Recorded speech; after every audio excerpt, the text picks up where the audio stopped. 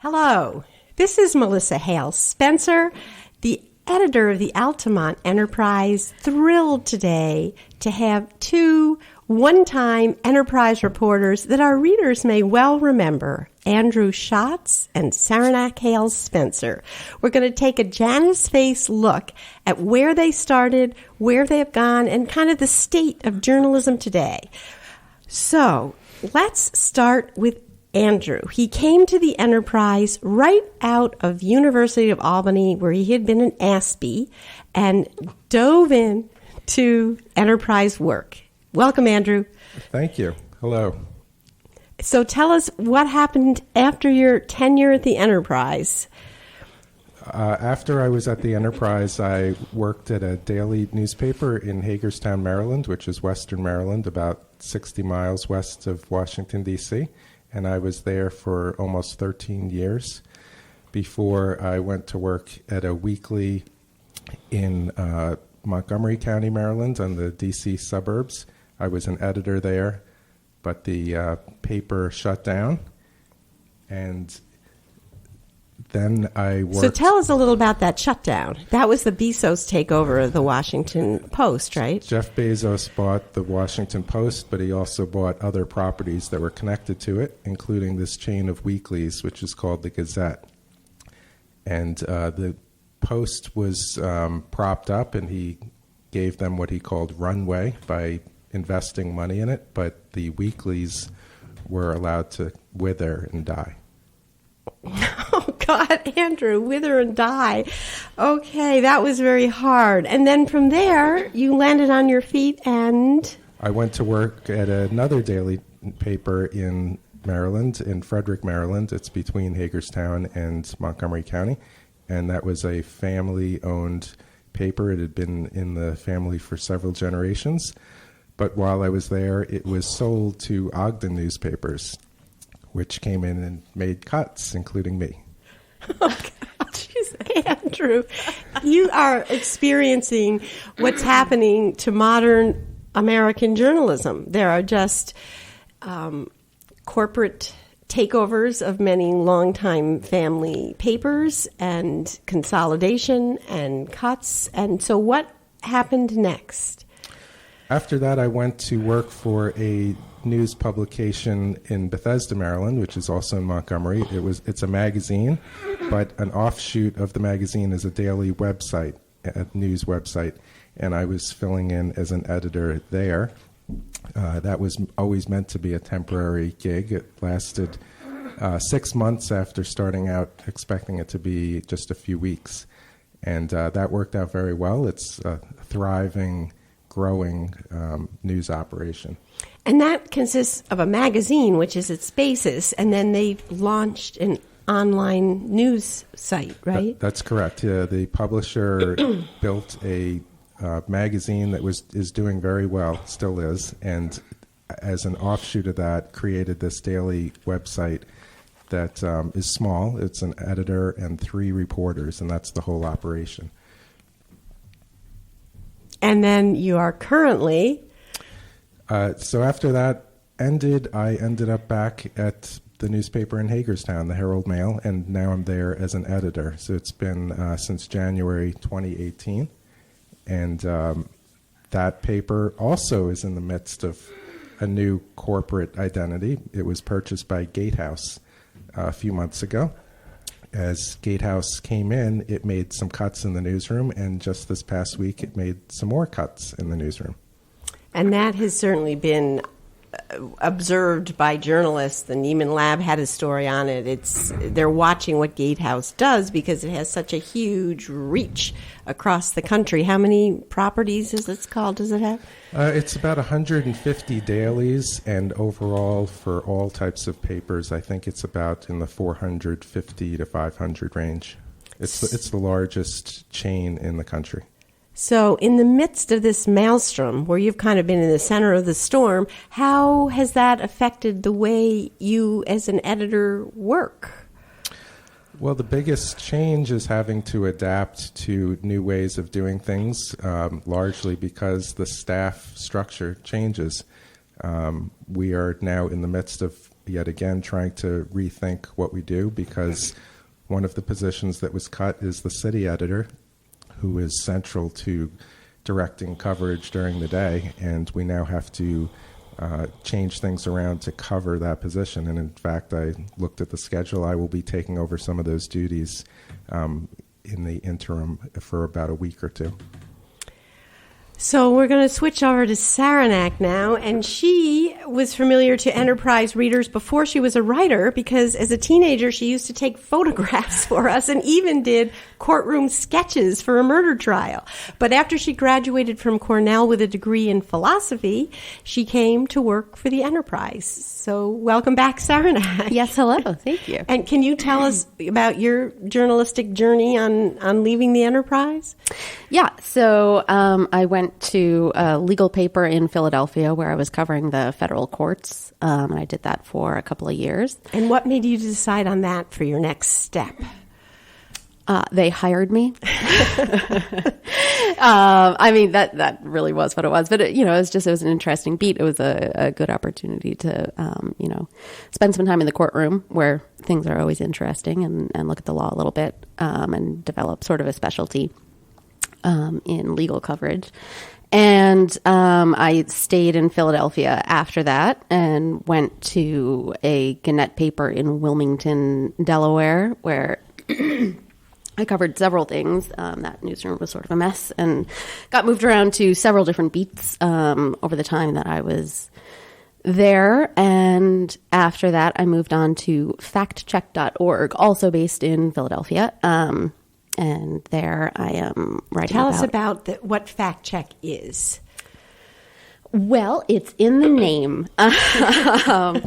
It primarily, factcheck.org writes about and fact checks public officials and politicians. Usually, national in scope. So senators, representatives, and, in the executive branch. Often the president. And they also have recently, in the last couple of years, been covering viral misinformation online, which is what I'm writing about in partnership with Facebook. So your roots here at the Enterprise, our mission was, we seek the truth and print it. And how is that either, I don't know which way it's gone, in the modern news world, has that become more important? And how do you find truth and keep reporting it, especially in the midst of the kinds of things Andrew's been talking about, where more and more is expected of fewer and fewer people, but also Sarah in the kind of epicenter of figuring out in this current era of alternate facts where we are. Yeah, I mean, on your second point, I mean, it's imperative now, with politics being so divisive, for people to have the same set of facts in order to actually talk about issues, because it's impossible to talk about issues in any meaningful way if you're not starting from the same point of, jobs numbers, GDP, the actual facts. And I mean, those things are still out there. It's just that the way they're presented often in partisan media, things get so skewed, and it's more opinion than news often that people are taking in. So if you could just walk us through, I think you mentioned yesterday in just a dinner table conversation about, for instance, the number of school shootings. What if there are different groups putting out different numbers, what is it that you do? Just kind of walk us through the process of how you determine what is true. What are the facts there? Yeah. So, of course, the, gun debate and regulation of firearms is a huge topic, a huge issue.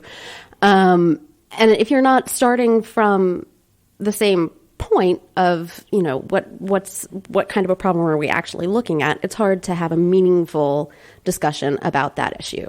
So with school shooting deaths, there was a viral claim going around online that, and now I've forgotten the exact figure, but somewhere in the thousands. This, meme was claiming that thousands of students had been shot in schools since Sandy Hook in 2012. So I went through and looked at the actual number of shooting deaths of students on school property during school hours since then. And actually, you know what? If you don't mind, I'm just going to grab my phone and look up the actual numbers because I don't remember off the top of my head. One second. Well, Sarah's grabbing her phone. Andrew, you can talk maybe a little bit about, from your editor's seat, when things come in, as they do now, from all different places, how you determine what is true and what is not. Well, there's a lot of different ways. You put faith in the people who are covering a territory to start, but there's you'd like to trust that they will be doing everything they can to verify information as well. And I have floated this idea hierarchy of accuracy that I think we sometimes get lost at. And for example, just our names correct. Our reporters will sometimes go into the archives and find that it was that way in the past and consider that to be enough, and it's not. It just takes one person making a mistake once to be repeated years afterward. So what is the best possible source to get that information? Obviously, the person's name. There's a funny anecdote where I remember somebody coming back and getting it wrong, and they said, but no, that was on their business card. And we looked at the business card, and that was wrong. But yet the person didn't care and was still passing it around. We had an example here in Guilderland for many years. A reporter from a daily paper would get the town supervisor's name wrong. Is that Ann T. Ann Rose? Right. And the reason is because she looked her up in the phone directory where it was wrong and just used that forever afterward. You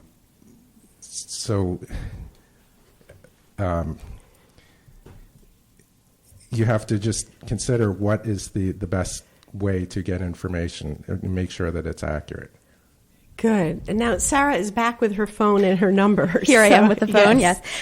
So the claim was that 7,182 students had been killed in U.S. schools since 2012, since Sandy Hook happened.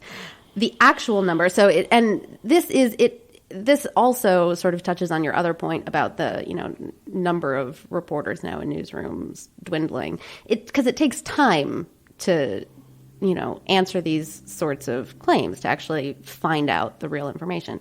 It took days to count through the number of actual incidents on school grounds where students had been shot. And it turns out the number is actually the number that we counted, and there are different ways of counting. But we counted 64. So it's still a lot of deaths, but it's nowhere close to 7,182. So, it's important to have the real information. So tell us how you got the real information. How do you amass that? So I used 3 different databases for adding up those numbers. I used the FBI's list of active shooter incidents, a database that's kept by researchers at the Naval Postgraduate School's Center for Homeland Defense and Security, and a list kept by Everytown, which is sort of a nonprofit organization that advocates for gun regulation. So between those 3 data sets, I went through and looked at incidents in which a student died, and that death happened on school property and during school hours. And this is for universities and K through 12. So one of the things too that you mentioned earlier is a lot of us have in our mind a picture of what school shooting is, and we tend to think of it not as being a result of domestic violence or other causes that might have made it happen. So you looked at that as well. Yeah, so that wasn't really part of the reporting in this, since it was sort of just on the, the issue of numbers. But yeah, I mean, something that happens when you have the luxury of time to, go through and really research a story or an issue is, you notice all kinds of other trends. And yeah, something that became apparent to me that I hadn't realized is, you have sort of a vision of what a school shooting looks like. But really, most of those 64 deaths of students that happened, on school property weren't what you think of as a typical school shooting. Often it's, domestic violence that, spills over into the school. Exactly, yeah. So Andrew is wearing a shirt today, and those of you that are reading us on our website will see it. But it's one of a series, and I'll just read it. It's May the 1st be with you. A little takeoff on, is it Star Wars? Yeah. Right? Yes. And tell us about the genesis of these shirts. And also, I think it feeds into the shooting at the Capital Gazette, where you knew people, and money went there from your shirt sales. Yeah, that's correct. If you go back more than a year, maybe 2 years, I was looking for a good First Amendment T-shirt. We actually got one at our newspaper in Hagerstown many years ago. They gave them to the staff, and it was great. I've worn them for a long time, but I wanted to create one that other people could have, and I thought it would be a good way to promote the First Amendment through an organization I'm active with, the Society of Professional Journalists. But there was also a bigger point to it, and that is to sort of redirect the idea of an us versus them mentality. There's a lot of criticism of the press, particularly from the president, and instead of fighting back and saying, no, we're not the enemy, or no, we're important, which I think is a losing idea, to just be engaged in battle. As the editor of the Washington Post says, so we're not at war, we're at work. And so the idea is to just focus on what you do, and in the case of the message, focus on the importance of the First Amendment. There are 5 freedoms in the First Amendment, and a lot of people don't know what they are. So if we could get people to be seeing the message and understanding the message, it might help. And we created this T-shirt that we sold for a while. Then when there was a shooting at the Capital Gazette newspaper in Annapolis, it's not too far from where I am, about 90 minutes. And Andrew, as people know, if they read a column that he shared with us, he went to an event there, and he went to funerals. They were friends of his. Right. It's a small journalism community in Maryland. You're never more than about a step or two away from somebody else in another newsroom. We turned that into a fundraiser to help the newsroom. And that is the bulk of the sales from that shirt. We sold about 300 to start, and then it became a fundraiser where we sold about 800. So we ended up donating $15,000 to the fund to help the newspaper survivors and family. We ended that December 31st of 2018. The fund was actually not shutting down, but it was changing its purpose, and we decided that we wanted to kind of end our effort at that point as well. But instead, we created a second shirt. It's this May the 1st idea, and it ties into the release of a new Star Wars movie, but it's also starting to pick up sales. The proceeds will go to a legal defense fund that SPJ has, which is to help journalists in court battles. So these shirts are on sale. If you wanted to buy one, it is spj.org /t-shirts.asp, and they're $25. And I know local people have bought them after you ran your column. So it was amazing. When the column ran in the Enterprise, I got a bunch of orders, including one family, I think in Voorheesville, that ordered several. And I think you said it was Dr. Kaiserman. Dr. Kaiserman, and we had some nice messages of support as part of that. So that was great. So the shirt you were wearing yesterday had the Washington Post slogan on it. What is that? Democracy dies in darkness. It's a very dramatic slogan, but can either of you comment on how you feel? Is that true? I think it got some criticism as being kind of a dark and dire message, but the point is tied to a concept that we all believe in. Sunshine is the best disinfectant. Having things come out in light and having them discussed and dissected is much better for the general public to understand what is happening, why it's happening, and how it's happening. So that's the point. It is kind of a stark message, but it's something that I believe in.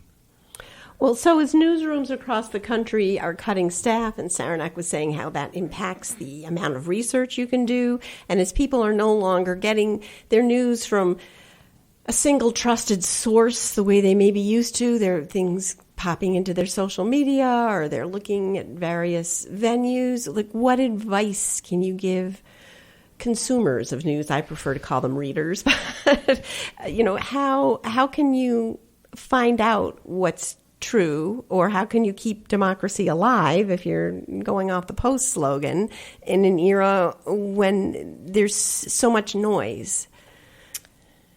That's a good question. I think that you have to pay attention to where your news is coming from. I mean, on a lot of social media platforms, of course, it's difficult to sort of tell what source that news story is coming from, because everything is presented with the sort of same formatting.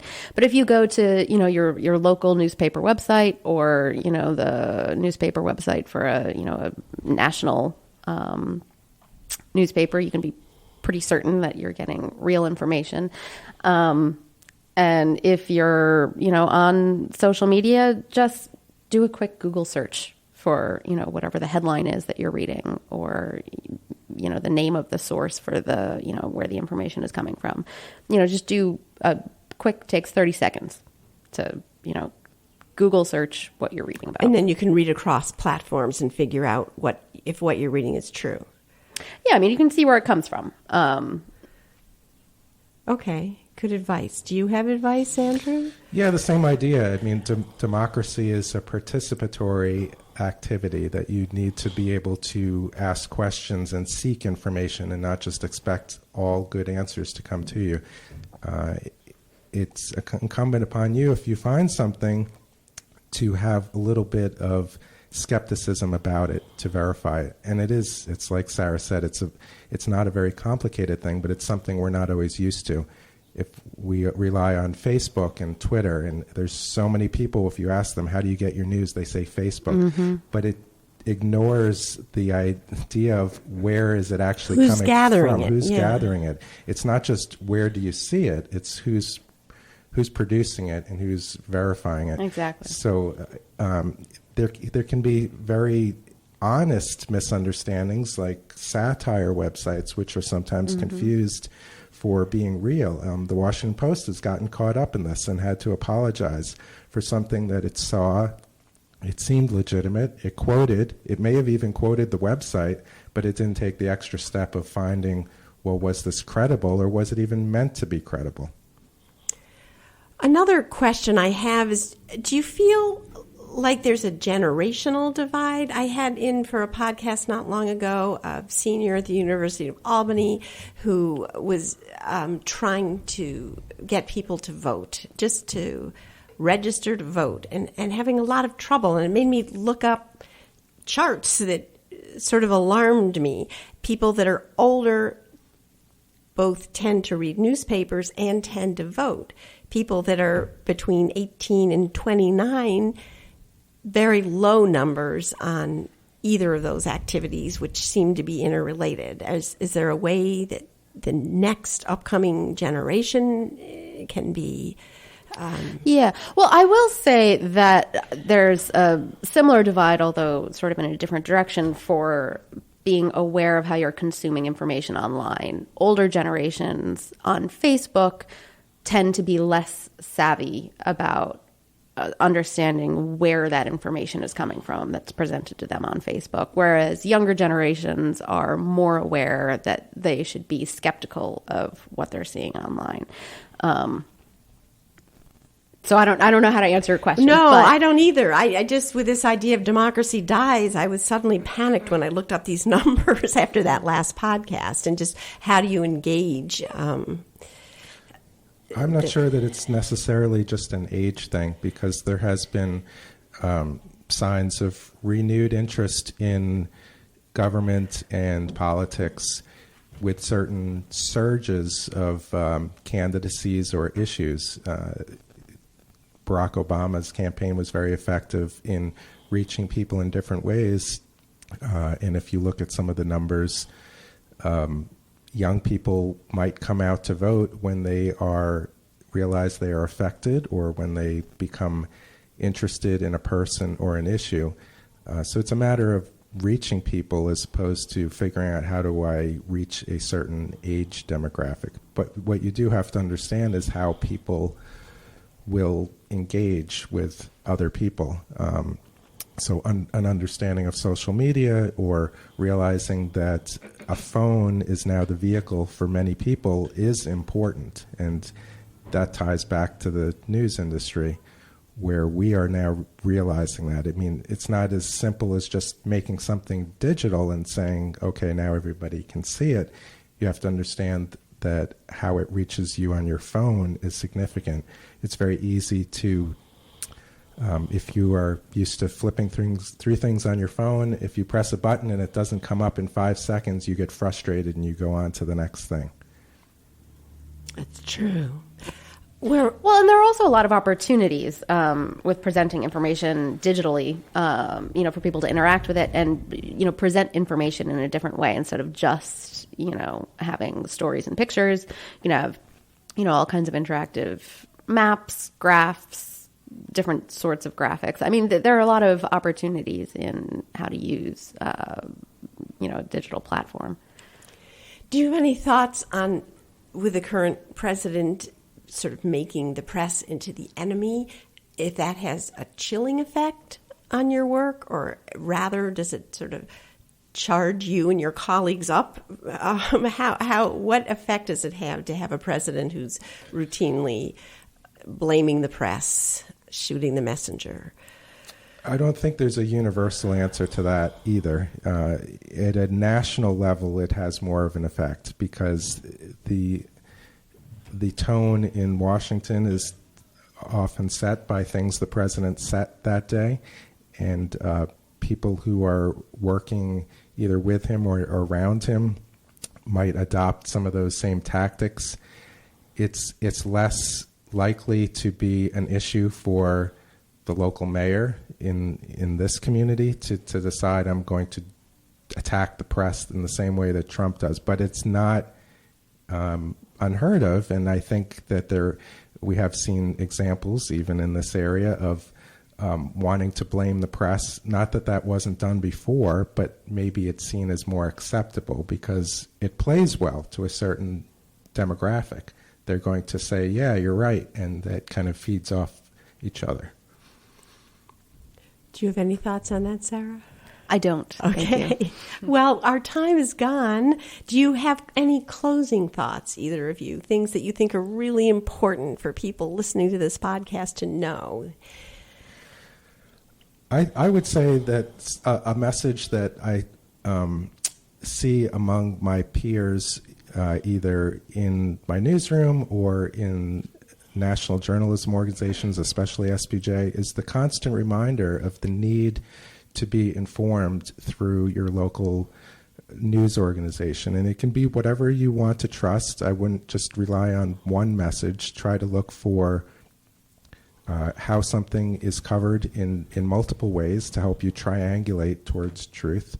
But the importance of a subscription, and that's something that was a horrible mistake that news organizations made, is that everything needs to be free because people expect it. We hurt ourselves greatly with that approach. We're trying to recover, but it's not such a big change in lifestyle as we all like to think on both sides. We're used to paying for things on a monthly subscription, Netflix or a cable bill, or the example is a cup of coffee that we want to get from Starbucks. If we consider news to be valuable in that way, then to think of it as something that we are willing to pay for the way we pay for a lot of things changes how we come at it. There's constantly people saying, well, I've run out of my free hits for the month. Why can't you just make this free? Which is an absurd question because everything has a cost to it. But we've allowed people to become used to the idea and expect it and to demand it to be free. That needs to change. It's starting to change, but that's a very important concept. Because what a lot of people don't know, probably, if they're not newspaper aficionados, is that the advertising base that used to carry newspapers has really shifted away from print. And so, therefore, the subscriber becomes more important as a supporter of the reporters and editors and photographers and the people that are doing the work of gathering and producing the news. Did you have any closing thoughts? I would second everything that Andrew says, absolutely. And also, when you are reading news on social media, when you're getting your news from Facebook, pay attention to where it's coming from. Do a quick Google search. Thank you. Thank you. Thank you. Thank you. Thank you. This is fun.